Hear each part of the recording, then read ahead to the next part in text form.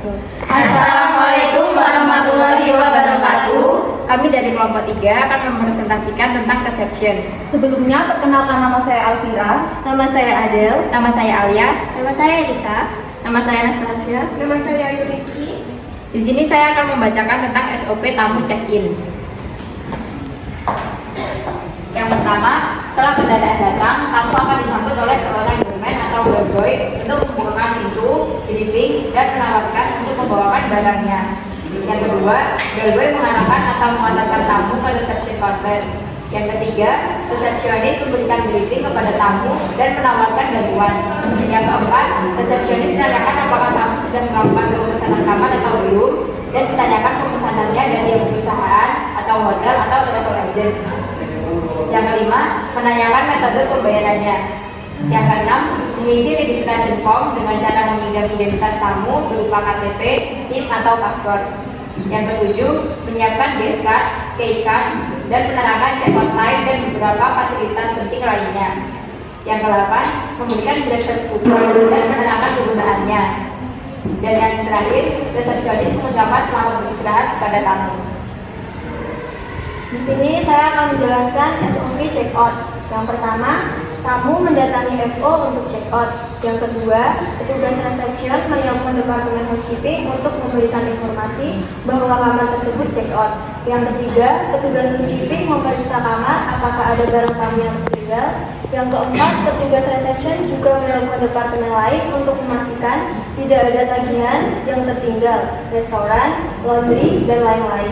Jika ada, maka petugas resepsion akan memasukkan ke dalam bilik tamu. Yang kelima, meminta kunci kamar dengan sopan dan santun kepada tamu. Yang keenam, menyerahkan juga ID KTP tamu yang check out tersebut jika kebijakan hotel menahan ID KTP asli tamu. Yang ketujuh, mengucapkan greeting sampai jumpa. Di sini saya akan menjelaskan langkah-langkah menyambut tamu walk-in guest. Yang pertama, sikap petugas dalam keadaan siap menerima tamu. Yang kedua, menyapa tamu saat menghampiri counter.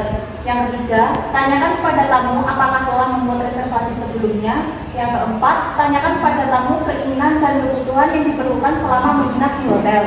Yang kelima, mengecek kamar yang diperlukan tamu pada room rate. Yang keenam, tawarkan kamar sesuai dengan yang diinginkan tamu dan jelaskan pula fasilitas dan harga kamar secara lengkap. Yang ketujuh, tanyakan dengan jelas nama tamu untuk kejelasan dalam pengucapan.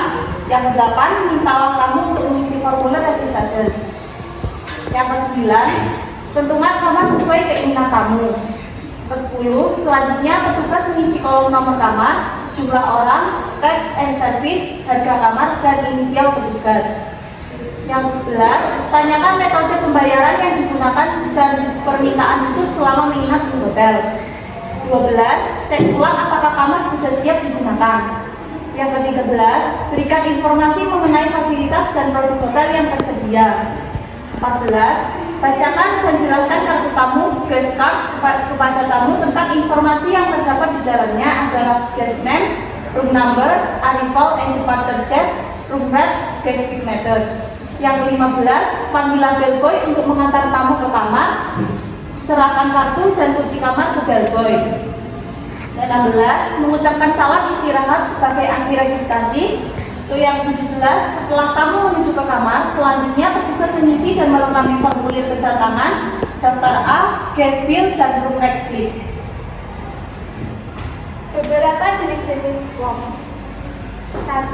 Logbook. Logbook adalah buku yang digunakan untuk berkomunikasi dan SIM sebelumnya kepada SIM selanjutnya mengenai hal-hal yang harus ditindaklanjuti. 2. Expanded arrival adalah formulir yang berisikan daftar nama-nama tamu yang disyaratkan kedatangannya. 3. Booking card adalah kartu yang digunakan untuk membooking atau membooking kamar pada room rate agar kamar tersebut tidak bisa dijual oleh petugas lainnya. 4. Group information list adalah daftar informasi dari tamu-tamu rombongan atau kelompok. 5. List adalah daftar jumlah kamar yang akan digunakan oleh suatu grup yang akan menginap di suatu hotel. 6. VIP list adalah daftar nama-nama tamu yang memiliki status sangat 7. Registration form.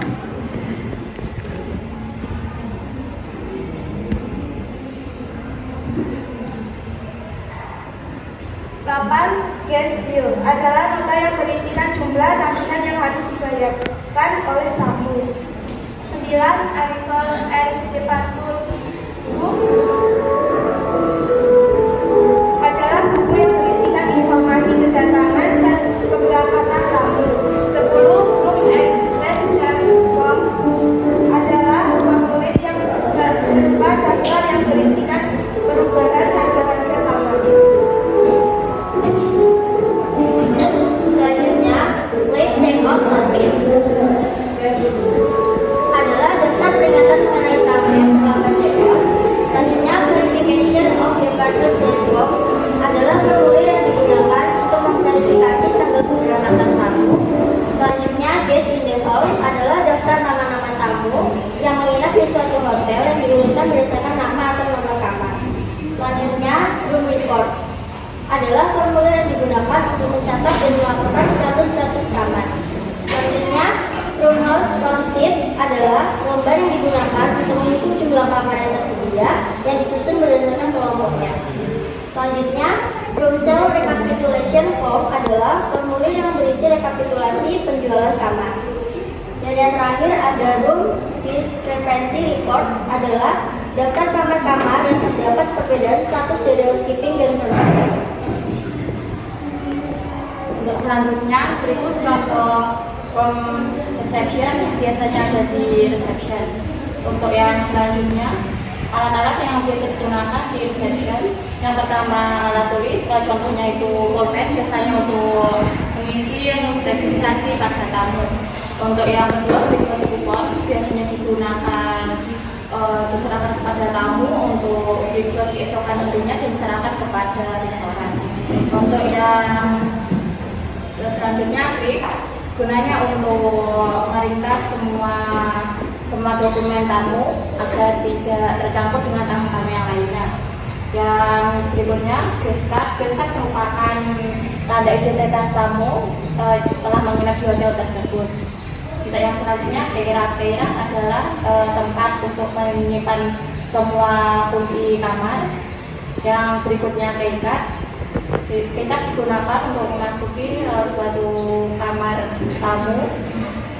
Yang selanjutnya, alat pembolong merupakan untuk menghindari suatu dokumen tamu yang menginap dan dimasukkan ke dalam. Untuk yang terakhir, printer, kegunaannya untuk mencetak semua dokumen-dokumen tamu dan juga dokumen-dokumen reception. Yang terakhir, stabilo gunanya untuk menandai suatu hal-hal yang penting yang ada di reception. Staples juga untuk meringkas semua dokumen agar tidak tercampur. Dan stempel kegunaannya untuk membuat stempel kegunaannya misalnya ada pembayaran itu kalau sudah lunas bisa distempel menggunakan stempel logo hotel tersebut. Untuk yang terakhir, telepon operator kegunaannya untuk komunikasi dengan beberapa departemen lainnya.